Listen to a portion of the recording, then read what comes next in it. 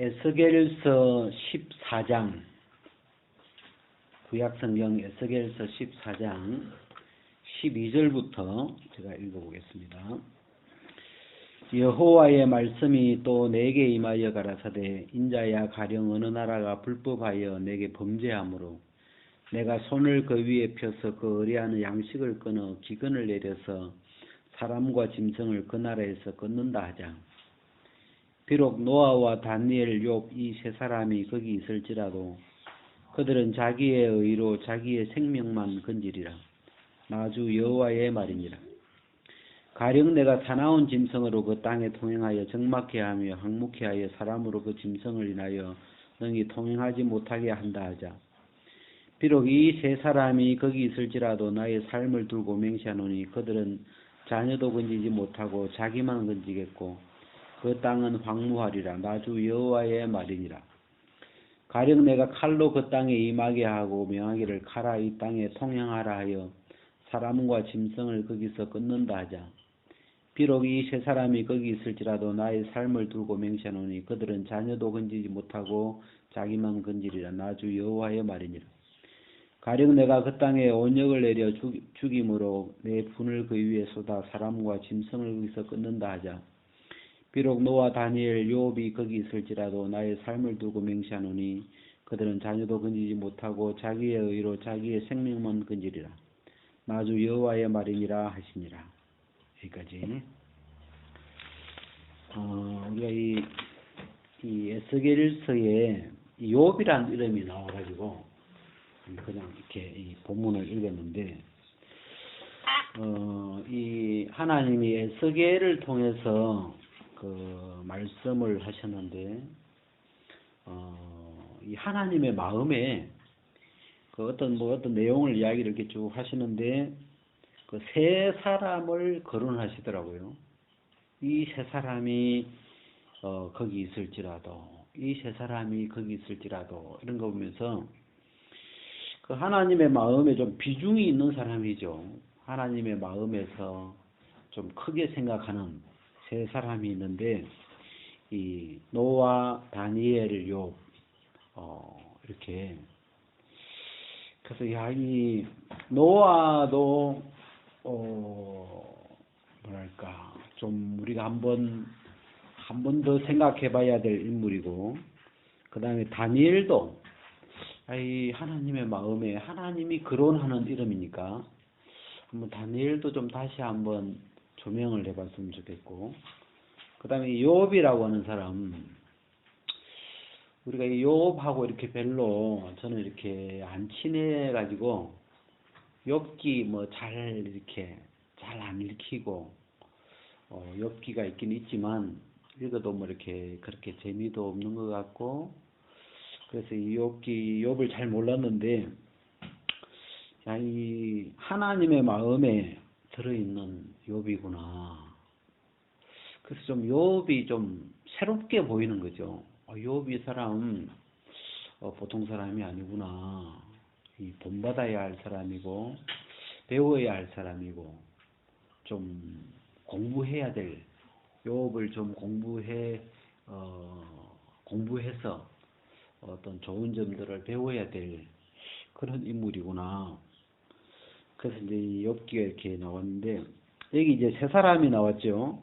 노아와 다니엘과 욥 나왔는데, 노아를 제가 이렇게 좀 잠깐 생각을 해보면서 우리가 이렇게 창세기를 한번 넘겨봐요. 창세기 6장 그 노아 이제 그 시대 이야기에 보면, 이 창세기 5장에 보면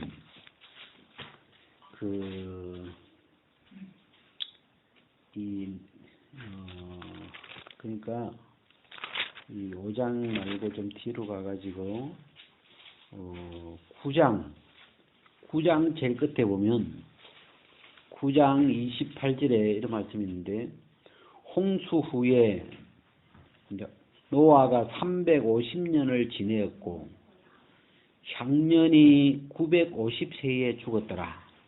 그러니까 여러분, 이 노아의 홍수가 노아 몇 살 때 일어났느냐 하면 600살에 일어났어요. 노아가 600살에 홍수가 이렇게 일어났는데 홍수 후에 노아가 또 얼마를 더 사느냐 하면 350년을 더 살아요. 그럼 총 얼마 살아요? 예, 950년. 제일 오래 산 사람이 머두셀라인데 969살을 살았고 2등으로 은메달이죠. 2등으로 노아가 950을 살았고 아담이 930을 살고 아담의 아들 그 에노스 거기 900 몇 살씩 사는데 그 세 사람이 금, 은, 동이에요. 근데 이 노아가 영광스럽게 2등이 그 950년을 살았는데 그 내가 이 홍수 이후에 노아 홍수 때 다 죽었잖아요. 다 죽고 이제 노아가 그 세 아들 셈, 함, 야벳을 통해서 또 셈은 또 누구를 낳고 해서 이제 또 이렇게 가는데 제가 이 노아가 350년을 더 살았으면 도대체 몇 대까지 손자를 봤을까? 그게 이제 궁금해가지고 이렇게 한번 그 11장에 보면 11장 10절에 그 셈의 후에는 이러하니라 셈은 100세의 홍수 2년에 아르박삿을 낳았고 그러면서 그 홍수 이후에 살아남은 이제 셈 이 노아의 가족을 통해서 그 자손들이 쭉 태어나는 이야기를 이제 썼는데 제가 좀 연대를 궁금한 게 노아가 도대체 몇 대까지 후손을 봤을까? 그래가지고 홍수 이후에 350년을 살았는데 셈이 홍수 후 2년에 아르박삿을 낳았죠. 그죠? 홍수 이제 지나고 2년에 아르박삿을 낳았고 이 아르박삿이 35세에 셀라를 낳았고 그렇게 이제 그 연대를 이렇게 계산해 가지고 35 그다음에 또 셀라는 30세에 에벨을 낳았고 이게 지금 이 350년이 차기까지 350년을 더 살았으니까 도대체 몇 대까지 손주를 받는가 하고 이 350살이 찰 때까지 요 이제 뭐 33세에 또 30세에 29세에 또 뭐 30세에 29세에 이래가지고 이 아브라함까지 나오는데 이 홍수 후에 아브라함을 낳기까지 합쳐보니까 292년. 그러니까 노아가 350년을 살았는데 홍수 후에 아브라함이 태어난 지가 292년. 홍수 후 292년 때에 아브라함이 태어났어요. 그러니까 그때도 노아는 살아있는 거라. 이 아브라함 때까지 한 10대 되죠. 노아 이후에 쭉 한 10대, 11대가 되는데 이 아브라함이 태어났을 때 이 아브라함의 아버지 데라가 70살에 아브라함과 이 나홀과 하란을 낳았대요. 이게 나는 이것도 좀 이상한 게 70세에 셋을 낳았어요. 이 셋이 쌍둥이인가? 세 쌍둥이인지 70세에 아브라함과 나홀과 하란을 낳았다고 그렇게 기록해놨는데 하여튼 이 아브라함이 태어날 때까지 292년이니까 노아는 언제 죽냐 하면 아브라함 58살에 아브라함이 약 58살쯤에 죽어요. 노아가. 그러니까 자손을 노아가 지금 이 노아 할아버지가 그야말로 노아 할아버지예요. 머리가 허해가지고 허연지 검은지 모르겠는데 이 아브라함 때까지 아브라함 58살까지 노아가 생존해 있었다. 재미있잖아요. 좀 그거 뭐랄까 우리는 이 시대는 우리가 욥기에 보면 욥이 140을 살았는데 자손을 4대까지 낳았대요. 자식 10명이 다 죽었는데 다시 10명을 낳아가지고 그 다음에 그 아들, 손주, 정손주 뭐 이래 해가지고 그 자손을 4대까지 보고 640에 욥이 죽었는데, 야, 이 노아, 홍수 이전에 600살을 살았고, 홍수 이후에 모든 사람이 다 이제 죽고, 노아의 가족만 남았는데, 이후에 350년을 이렇게 살았더라고요. 이게, 그 앞에 이 노아 이전에 이제 선조들이 많았죠. 노아의 아버지가 이름이, 노아 아버지가 이름이 뭐더라? 노아 아버지가 라멕이죠. 라멕. 이 라멕도 죽고, 그 아버지 머두셀라도 죽고, 에녹도 뭐 이렇게 쭉 선조들이 있는데, 뭐 다들 오래 살긴 살았는데, 노아 홍수 이전에 다 죽어요. 특히 머두셀라는 나이를 계산해 보면 최고 많이 살았는데, 머두셀라는 홍수 딱 직전에, 홍수 직전에 딱 죽어요. 머두셀라가. 그래서 이 머두셀라는 이름이 창을 던졌다, 심판을 의미하는데, 그 심판 때까지 심판을 보고 아마 홍수를 보고 죽은 것 같아요. 그래가지고 이 노아가, 그래서 이 연대를 이렇게 계산을 해보면 좀 이렇게 하여튼 재미있어요. 재미있는데, 이 노아라는 사람, 여러분, 노아라는 이름의 뜻이 뭐냐면, 그 5장 29절에 보니까, 이름을 노아라 하여 가로되 여호와께서 땅을 저주하심으로 수그로이라는 우리를 이 아들이 안위하리라. 여러분, 노아는 한국말로 이름을 지으면 안위예요. 안위. 위로나 위로, 뭐 안위, 위안, 뭐 요즘 위안부 뭐 그런 말 있죠. 위안, 이런 안위, 안위란 뜻이에요. 그래서 하나님이 땅을 저주하심으로 수고로이라는 우리를 이 아들이 안위하리라. 이게 뭐냐면, 아담이 범죄한 이후에 땅이 저주를 받았어요. 그래가지고 그 험악한 그 땅을 일구면서 인간이 고통하면서 사는데, 지금은 이제 과학이나 문명이 발달돼 가지고 막 이제 농사를 손으로 안 짓잖아요. 다 기계로 이렇게 하기 때문에 뭐 힘든 거 없는데, 처음에는 뭐 기계가 있습니까? 뭐 아무것도 없기 때문에 다 손으로 이제 농사를 짓는데, 이 수고로이라는 우리를 이 아들이 안위하리라. 그래서 이 홍수가 와가지고 쉽게 말하면 싹 쓸어줬다 이거야. 자기를 고생 안 하게 하고. 그런 것 같아요. 안위하리라. 쉬게 해줬다. 그냥 살려놓으면 엄청 힘들게 살아갈 텐데, 그렇다고 막 죽을 수도 없고. 근데 하나님이 막 홍수를 하면 확 쓸어버려 주니까 편히 쉬는 거죠. 그래서 이 안위라는 말, 안위. 그래서 이 홍수 이전의 어떤 시대에 노아가 600년을 살고, 홍수 이후에 350년을 살고. 그래서 참 그 중요한 사람이에요, 보니까. 왜냐면 홍수 이전의 이야기를 아무도 모르는데, 노아는 홍수 이전에 600세를 살면서, 그 이전에 뭐 노아가 600년 살 동안 아담도 살아 있었죠.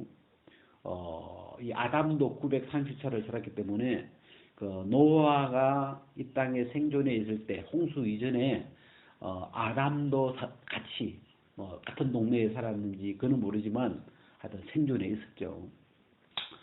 그래서 이 노아가 가지고 있는 어떤 이 정보라는 것도 참 크게 보이고, 또 물론 이 하나님이 이 노아를 마음에 이렇게 두시는 이유는, 노아가, 다른 사람들은 진짜 하나님의 말씀을 듣지 않았는데, 이 노아가 하나님을 믿음으로 여호와를 경외함으로 방주를 짓고 그 말씀을 순종하고 어떤 그런 게 이제 노아의 건데, 그래서 이 노아라는 사람, 홍수 이전 시대와 홍수 이후 시대를 다 살아온 사람이에요. 두 시대를 다 살아본 거죠. 그 이제 홍수 이후 시대를 가면서 사람들이 나이가 급격하게 이제 줄어들죠. 이 노아가 900 얼마요? 950을 살았는데, 그 이제 아브라함은 167인가, 이제 100단위로 쭉 내려오면서 그냥 떨어져 버리거든요. 그래서 많은 변화가 있었죠. 일단 그러면서 이 두 시대를 살았다. 이게 이제 제 마음에 노아가 이렇게 좀 이렇게 생각이 됐고, 그 다음에 이제 이 다니엘이 나오는데, 노아, 다니엘, 욥, 하나님의 마음에 있는 세 사람, 이 노아, 다니엘, 욥인데, 다니엘을 우리가 이제 잘 알잖아요. 다니엘은 아마 한 10대나 어린 나이에 바빌론의 포로로 잡혀가죠. 그때는 이미 이스라엘이 바빌론에게 멸망을 당하면서 바빌론으로 포로로 끌려가는 시대인데, 이제 다니엘도 바빌론에 이제 포로로 이제 끌려가게 되죠. 그러면서 이제 이 다니엘서에 보면 그 느부갓네살의 꿈을 해석을 해주고, 이제 그러면서 그 왕궁에 이제 어떤 뭐예요, 관리가 되죠. 공무원이 되죠, 쉽게 말하면.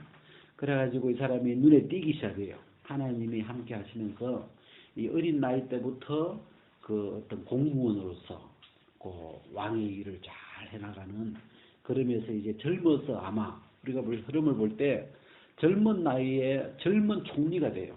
그 바벨론이라고 하는 큰 나라의 어떤 이제 총리가 되고, 근데 이 다니엘의 어떤 특징은 바벨론 시대에도 총리를 하고, 그 다음에 이제 바벨론 시대가 망해요. 느부갓네살, 벨사살, 이러면서 이렇게 쭉 몇 왕들이 있었는데, 그 역대 왕들을 다 통과하죠. 그 여러 왕들 시대에 느부갓네살 때도 이름이 있었고, 그 아들도 그 벨사살이나 그 누구 왕제도 여전히 그 어떤 관직에 높은, 옛날 같으면 영의정, 요즘 같으면 국무총리 이런 그 높은 자리를 이렇게 차지하고 가는데, 나라가 망해버렸어요. 바벨론이라고 하는 나라가 페르시아에게, 이제 바사와 이 메대에게 망해요. 근데 그 망했는데도 이 다니엘이라는 인물은 또 쓰임을 받아요. 계속 그 나라의 어떤 중요한 인물로 여전히 장관직을 어떤 해나가죠. 그러면서 이 페르시아 시대, 이 두 시대를 걸쳐서, 예를 들어서 고려 시대 때 잘 나가는 인물이 조선 시대에도 계속 무슨 영의정을 그렇게 하기 어렵죠. 사람의 수명이 한 50, 60밖에 안 되기 때문에 이 두 시대를, 고려 시대에도 이름이 있었고 조선 그런 사람 없죠, 별로. 정몽주 그러면 고려 시대로 끝나죠. 근데 이제 두 시대를 걸쳐서 그 어떤 이름을 날리거나 그런 인물들이 많지 않은데, 이 다니엘 같은 경우는 그 바빌론과 페르시아 그 두 시대에 걸쳐서 또 여러 왕을 섬기면서 안 잘리고 참 귀하게 쓰임을 받고 존경을 받고 그런 인물이죠. 그래서 그 나라의 왕들도 알아주지만 아마 그 바벨론 사람들이나 또 그 바벨론에 이사와 있는 유대인들의 마음에 이 다니엘 그러면 굉장히 왕은 아니었지만 우리가 세종대왕 생각하는 것처럼 굉장히 어떤 귀한 인물로 이미 그렇게 각인이 되어 있는 사람이죠. 그래서 내가 이 다니엘을 봐도 좀 두 시대를 산 어떤 두 시대를 걸쳐서 어떤 그 명성을 유지한 그런 인물이에요.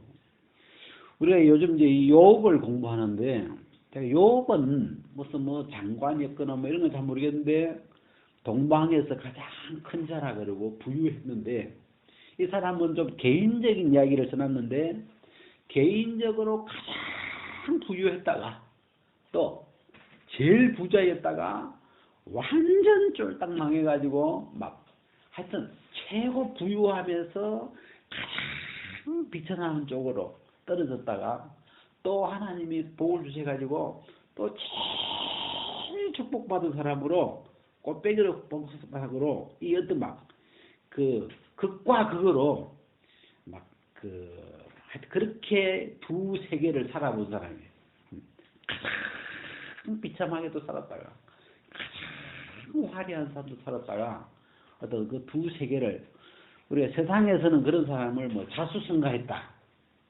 가난한 집안에 태어나가지고 뭐 열심히 해가지고 세계에서 제일 큰 부자가 되었다. 그런 사람 있죠. 그래서 이 욥은 개인적으로 두 세계를 가장 행복한 삶도 살았고 가장 비참한 삶도 살았고 가장 부유한 삶도 살았고 가장 어떤 가난한 가장 비천한 그런 어떤 모습으로도 살았고 그래서 이 두 세계를 이 노아는 욥은 살아가고 있는 모습을 욥기 안에 이렇게 담아놨어요. 그래서 제가 이제 이 욥기를 이렇게 보면서 저는 마음에 거듭남이 생각이 난 거예요. 욥이 그 병이 들어 공고함을 당하면서 나의 난날을 저주하잖아요. 욥이 자기의 생일을 저주하거든. 자기가 태어난 것 자체를 저주하는데 저는 이렇게 욥기를 대하면서 이 욥은 한 번 태어났지만 이 예수님이 오셔서 사람이 거듭나야 한다. 사람은 다시 태어나야 된다. 그래서 이 성경에는 거듭남에 대한 다시 태어나는 두 번 태어나는 또 태어나는 말씀을 이 하나님이 하고 계시잖아요. 그래서 제가 이제 이 인생을 생각할 때 어떤 사람은 불행하게 태어나가지고 그냥 불행하게 인생이 태어나서 불행하게 살다가 이렇게 인생이 끝나나 보다 그렇게 이제 생각하는 사람도 있는데 제가 이 성경이나 이 복음을 보면 그 인생의 범위, 인생이라고 하는 이 범위가 애벌레로 사는 것으로 끝나지 않더라고요. 애벌레로서의 삶만 있는 게 아니고 이 인생이라고 하는 이런 매미의 일생은 알로 태어났다가 그 다음에 뭐 애벌레가 됐다가 군뱅이가 됐다가 그 다음에 이제 매미로 이렇게 그 생이 바뀌잖아요. 그래서 그 매미의 일생은 애벌레로서만 사는 게 아니죠. 그 나비로서 사는 날개를 가진 두 날개를 가진 나비로 살아간 그 날개를 가진 곤충으로 살아가는 그 생이 또 있잖아요. 그런 것처럼 우리의 인생이 좁지 않구나, 어둡지만 않구나, 불행하지만 않구나. 저주스럽고 불행한 시간도 있는데 이 하나님이 불행한 시대도 있는데 하나님이 그 불행한 시간만 주는 게 아니고 하나님이 다시 태어남으로 이 땅에서 태어났던 그 애벌레의 삶이 끝나고 그 다음에 이제 위에서부터 태어나는 그 다음에 성령으로부터 나는 어떤 예수 안에서 다시 태어나는 이런 그 복된 세계가 이렇게 같이 있는 거죠. 그래서 제가 오늘 아침에 이 인생의 범위 제목을 그렇게 한번 붙여봤어요. 이 인생의 범위가 불행만 있는 게 아니고 어둠만 있는 게 아니고 하나님은 우리에게 어둠으로도 살게 하셨지만 어둠으로도 태어나게 하셨지만 그것으로 끝낸 게 아니고 이 어둠에서 빛으로 살아갈 수 있는 빛으로 거듭나서 두 번째 삶을 살아갈 수 있는 두 인생을 살아갈 수 있는 이런 좀 넓은 인생을 주신 거죠. 그래서 우리가 그래서 뭐 가난이라는 걸 생각해 볼 때 우리의 부모님 때는 가난했죠. 일제 시대였고 그 다음에 또 6.25가 왔고 우리 부모님 시대는 가난할 수밖에 없지. 왜? 뭐 일제에다가 전쟁까지 겹쳐가지고 이 나라가 뭐 완전히 쑥대밭이 됐기 때문에 다 가난했어요. 뭐 몇 사람 빼고는.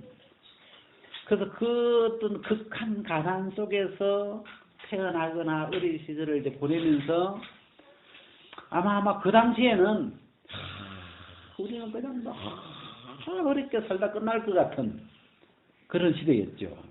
근데 이제 막 그 지난 한 30년, 40년 6.25 이후에 이 막 으쌰으쌰 해가지고 지금은 진짜 막 경제 대국으로 이 대한민국이 뭐 다른 많은 나라의 이제 어떤 중상위권이죠.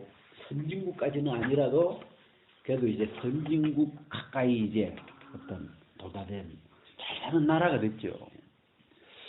그래서 지금 우리 부모님들은 이 두 세대를 다 사신 거예요. 가장 비참한 시대도 살아봤고 가장 이제 화려한 진짜 막 우리나라 이제 막 먹을 거 많고 뭐가 막 나라가 진짜로 많이 자유로워졌죠. 뭐 어디를 가도 먹을 게 많잖아요. 그래서 먹고 사는 건 걱정을 안 하잖아요. 그래서 이런 어떤 시대가 이렇게 올 줄 몰랐죠. 아마 그냥 어렵게만 살 것 같은 그런 어떤 속에 있었는데 이런 이 어떤 뭐랄까 경제적으로 밝은 시대도 오죠. 그런 것처럼 이 인생 자체가 하나님이 우리에게 인생을 주실 때 애벌레 같은 벌레 같은 또 막 육으로만 사는 그런 인생으로 분명히 태어났어요. 그래서 육으로 살면서 나는 뭐 언제까지 벌레같이 이렇게 부득이같이 이렇게만 살아야 될까? 막 어떨 때는 막 태어난 것이 한탄스럽고 싫고 막 그런 때도 있는데 하나님이 꼭 애벌레의 삶만 주신 게 아니더라고.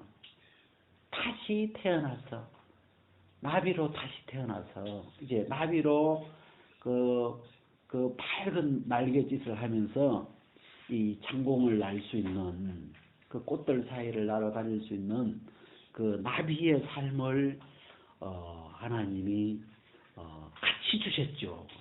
그 나비로도 살아갈 수 있는 삶을 나비까지 살아갈 수 있도록 해놓은 거죠.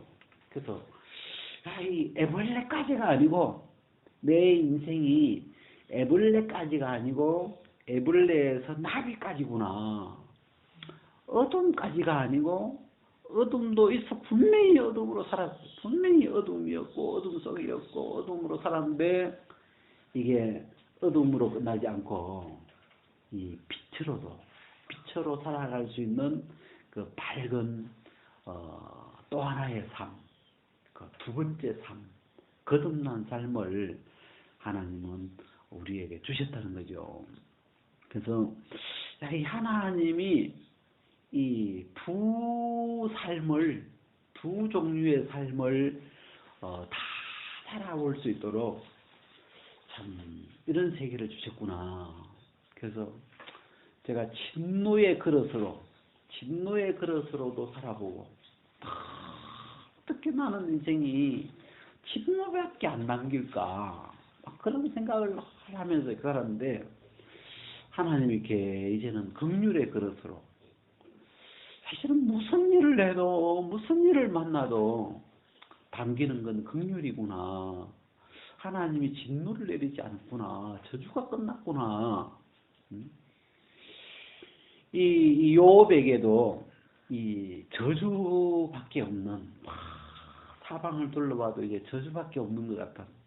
온통 저주밖에 이 담은 게 없는 온 몸을 봐도 저주고 자식도 다 죽고 재산도 다 잃어버리고 모든 것이 저주밖에 없는 그런 인생이었는데 하나님이 그것으로 그렇게 저주로 끝나지 않더라고. 이 하나님이 욥기 42장에 가면 하나님 모든 걸 다시 회복하면서 이 축복의 세계로 다시 복된 세계로 이 욥기가 이렇게 끝이 나는데 그래서 이 욥기를 이렇게 읽으면서 참 이 두 세계를 살 수 있게 해주셨다는 게 너무 하나님 앞에 감사하고 참 그 사람이 눈이 인생을 향한 하나님의 눈이 없을 때는 자기 눈으로만 보면 그냥 어둠 속에서 벌레처럼 그냥 이렇게 그냥 육의 어떤 욕구에 끌려서 이렇게 그냥 땅에 그냥 비불 그냥 기어다니는 그렇게 살다 그냥 끝날 것 같은 인생인데 하나님이 보시는 이 인생은 그것은 전반전이죠. 그리고 후반전의 두 번째 삶, 거듭난 삶이 이 복음을 믿음으로 오는 거듭남의 삶이 있다는 것이 너무너무 이렇게 감사한 거예요. 이 어둠으로 출발했잖아요. 그냥 우리는 어둠으로 출발했고 육으로 출발했기 때문에 그렇게 처음에 육인지도 모르고 어둠이 뭔지도 모르고 그냥 이렇게 살아가는데 그 어둠 속에서 어둠이 뭔지도 모르고 그 어둠 속에서 또 절망 속에서 그 세계 흑암 안에서 왜 싸우는지도 모르고 왜 싸우는 건지 왜 이래야 되는 건지 왜 이럴 수밖에 없는 건지 그런 것도 잘 모르고 그냥 이 죄의 종으로 육체의 종으로 그 애벌레처럼 그냥 구더기처럼 그 똥통 속에서 막 진짜 칭하게 전라도 말인가 이게 칭하다 그러는데 막 칭하게 지긋지긋하도록 막 거기서 벗어나고 싶어도 이 벗어날 힘도 없고 벗어날 수도 없고 뭐 어떻게 벗어나야 되는 길도 없고 그런 속에 막 갇혀서 막 고통하다가 그러니까 사람들이 이제 그 안에만 있기 때문에 생각도 그 안에 갇히죠. 참 나는 팔자가 왜 이렇게 구더기 팔자냐? 나는 팔자가 왜 이렇게 어두운 팔자냐? 나는 팔자가 그냥 이렇게 살다가 가는 팔자인가? 막 이런 그 한탄. 그래서 이제 그런 사람들은 이 생각을 조금 하는 사람은 태어남이 저주되는 거예요.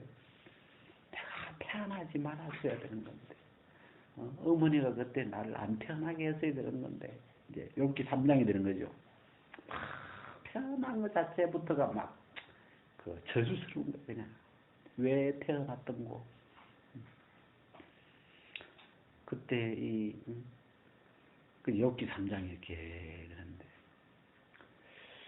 근데 그것밖에 없을 것 같은 그 순간에는 안 보이는데 뭐 이렇게 빛의 다른 세계가 안 보이기 때문에 어둠밖에 없기 때문에 기대를 해도 안 되고 그래서 이제 절망이 점점 오죠. 다 포기가 되고 그냥 이렇게 살다가 가는 거구나. 진짜 아무 어떤 낙이 없는 어떤 그런 위치로 가는데. 근데 그때 진짜 아무 길이 없고 소망이 없어. 그때 이 복음이 들려오는데 복음은 빛이라는 또 다른 세계가 있다. 거듭나게 해놨다. 거듭날 수 있다. 또 다른 세계가 있다. 그 이야기를 해주는 거예요. 새로운 세계가 있다는 걸. 안 믿어지죠. 왜? 내가 평생 보고 겪고 느낀 건 이것밖에 없었는데 무슨 또 다른 나에게 무슨 또 다른 무슨 좋은 세계가 있으려고 그런 어떤 생각밖에 없는데 참 어느 날 이 복음을 이렇게 듣고 믿으면서 진짜 하나님이 사람에게는 길이 없는데 이 하나님이 이 예수 그리스도와 성령으로 우리를 거듭나게 해놓은 이런 복음의 세계들을 쭉 들으면서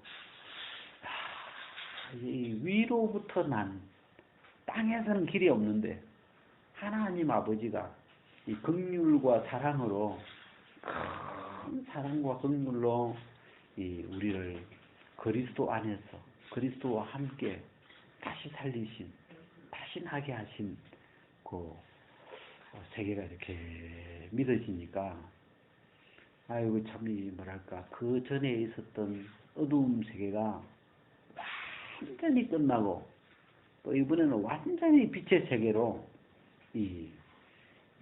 바뀌어져 있는 100% 어둠에서 100% 빛으로 100% 진노의 그릇에서 100% 긍휼의 그릇으로 하나님이 완벽하게 바꾸어 놓은 그런 세계들이 이렇게 믿어지고 또 그런 삶을 하루하루 이렇게 걸어가면서 참 뭐랄까 이 두 세계를 긋고 있는 어두운 세계도 걸어왔고 그 다음에 이제는 빛의 세계를 걸어가고 있는 진노의 그릇으로도 살았고 이제는 긍휼의 그릇으로도 살고 있는 그래서 이 홍수 이전도 살았고 홍수 이후도 살고 있는 그 노아처럼 바벨론 시대도 살았고 페르시아 시대도 살고 있는 그 다니엘처럼 이 두 세계를 이렇게 걸어가면서